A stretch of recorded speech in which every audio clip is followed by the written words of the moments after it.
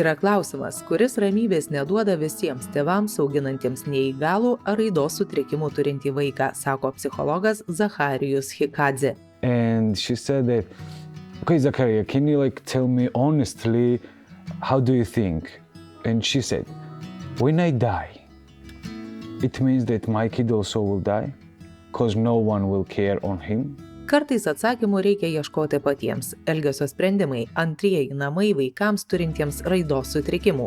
Tai profesionali pagalba ne tik vaikui, bet ir šeimai. Elgesio sprendimai tai yra, pavadinsiu taip, namai vaikam, kuriems reikalinga pagalba ir speciali pagalba. Tai autistiški vaikai, kitus raidos ypatumus turintys vaikai. Tai namai pavadinau todėl, kad mes stengiamės ne tik profesionalią pusę vykdyti, kad išmokyti, kas yra didelis tikslas, ko reikia vaikui, bet ir suteikti jiems, kad būtų gera čia, kad jie atrastų bendruomenę, kuri juos priima, nes būtent šitiem vaikam labai trūksta priėmimo ir įtraukimo. Visuomenėje plačiai paplitęs mitas, kad autistiški vaikai nenori bendrauti. Bet iš tikrųjų autistiški vaikai nori bendrauti ir draugauti, tačiau nežino kaip. Arba negeba to daryti daugumai priimtinų būdų. Socialinė aplinka pilna jiems nesuprantamų taisyklių ir tai gąsdina juos ir neramina. Mūsų socialinių įgūdžių grupės ir yra tam, kad padėti vaikams, kurie patiria sunkumų draugaujant ir bendraujant su kitais. Vaikai, būdami grupėje tarp kitų vaikų, jie mokosi būti drauge, reguliuoti savo emocijas, taip pat jie mokosi paprašyti pagalbos bei suprasti šalia esantį draugą. Elgesio sprendimuose dirba 5 diplomuoti specialistai – ergoterapeutai, socialinės darbuotojos, kineziterapeutė, psichologas. Įstaigos veikla paremta pasaulyje patikrintais metodais ir terapijomis. Lavinama smulkioji motorika, sensorika, vystoma kalba, mokymosi ir bendravimo įgūdžiai. Ergoterapeutas dirbdamas su vaikais, jisai lavina smulkiosios motorikos įgūdžius, tai tokius kaip rašymas, piešimas, griebimas tikslus. Dirba taip pat su savarankiškumo funkcijom.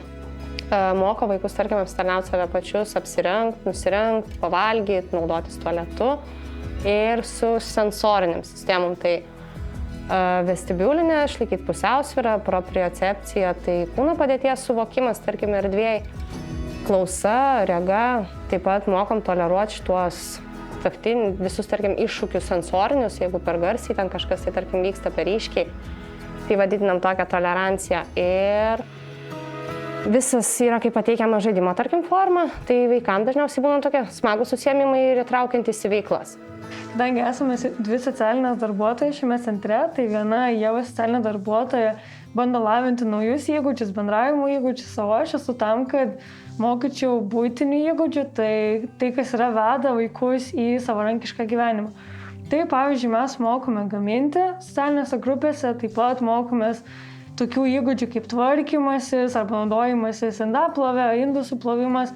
Vaikai labiausiai nemėgsta tvarkytis, žinoma, kai patys įsiverčia, iškart nori kažką kitą veikti, todėl dažnai tenka ties to padirbėti, kad reikia sutvarkyti ten, kur patys ką tik išvertė. Dažniausiai su tais viską aptariame.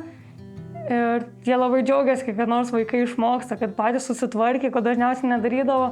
Ir paprašom, kad namuose irgi sektų tą tvarkymosi rutiną, kad mokytų, kaip lovą pasikloti, indus išsiplauti, kad čia grįžę jau galėtų ir kažkokį naują įgūdį parodyti. Some children can express themselves with the words, some children don't. Some children even don't know how to express themselves through the emotions. So this is only challenges what we are dealing with. What we are doing the most important here is that we always try to see the person's personality, individuality. Because behavior can be learned in many ways.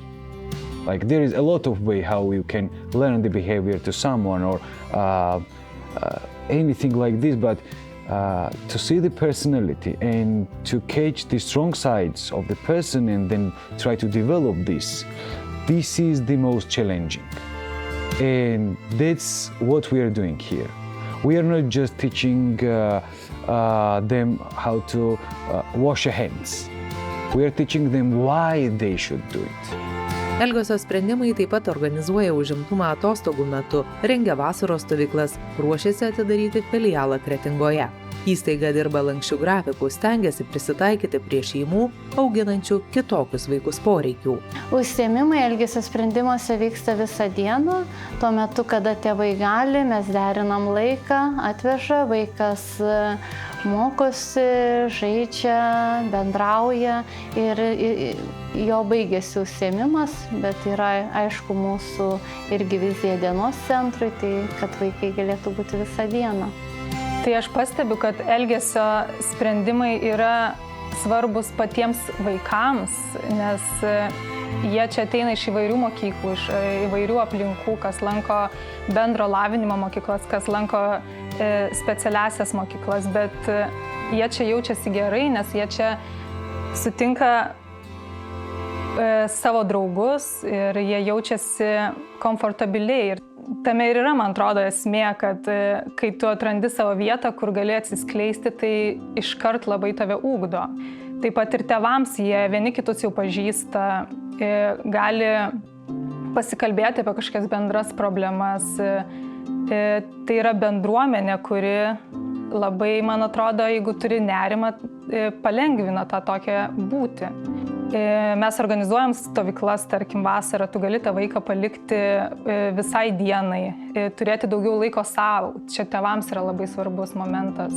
Tad grįžkime prie klausimo, kuris rūpi visiems tėvams ir pakalbėkime apie rezultatus. And she said that, okay, Zakaria, can you tell me honestly, how do you think? And she said, when I die, it means that my kid also will die? Because no one will care on him or her. So this is our main idea also, this to prepare society to perceive them and also to prepare them in future levels.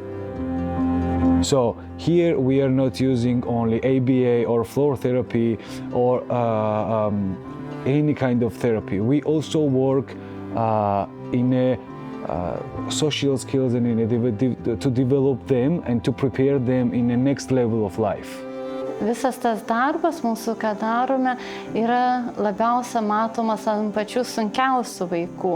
Aš noriu pasidžiaugti tais atvejais, kai vaikas iš šalies kitam ir atrodo toliau neįgalus ir toliau daug to autizmo, bet mes turim vaikų ir ne vieną, kad vaikas visiškai nesileido į jokį kontaktą, kad gnaibėsi, kandžiojasi. Tai yra didžiausias būna džiaugsmas, netgi su tokiais sunkiais vaikais, kai pamatai tokį didelį rezultatą. Socialinių įgūdžių grupės mes pradėjom vesti nuo šių metų rugsėjo ir jau matome akivaizdžius rezultatus. Vaikai, kurie anksčiau visiškai bijodavo būti net grupėje tarp kitų vaikų, stengdavosi būti atskirai, net porą metrų nuo vienas nuo kito, jau dabar jie sėdi kartu ir mokosi pažinti vienas kito emocijas, labai laukia susitikimų ir žino vienas kito vardus. Ir tai tiesiog stebina, kad tas socialinis kontaktas jau yra labai užsimezgęs iš tikrųjų. Mes grupės vedam žaidimo formą, kad vaikam būtų ir smagu tuo pačiu, nes socialiniai žaidimai moko įvairiausių įgūdžių, tiek paprašyti pagalbos, galima žaisti, kaip atpažinti emocijas. Pavyzdžiui, toks žaidimas, kad pavaidink piktą, kitas turi atspėti ir tokiu būdu jie lengviau taip ir taiko kasdienybėje po to, nes tai yra pakankamai natūrali aplinka. Dažnai aš naudoju Lovaso, kuris daug irgi dirbo, pradininkas ABA terapijos darbo su autizmo. Jisai yra frazę pasakęs, kad jeigu vaikas nesimoko taip, kaip mes jį mokiname, tada mes turime jį mokinti taip, kaip jisai mokosi. And we are here people who believes in unbelievable, in the miracles. And this is not already miracles because this can be done. Sakoma, kad dirbti su vaikais yra sunku, tačiau tai taip pat reiškia, kad kasdien gali tapti stebuklo liudininku.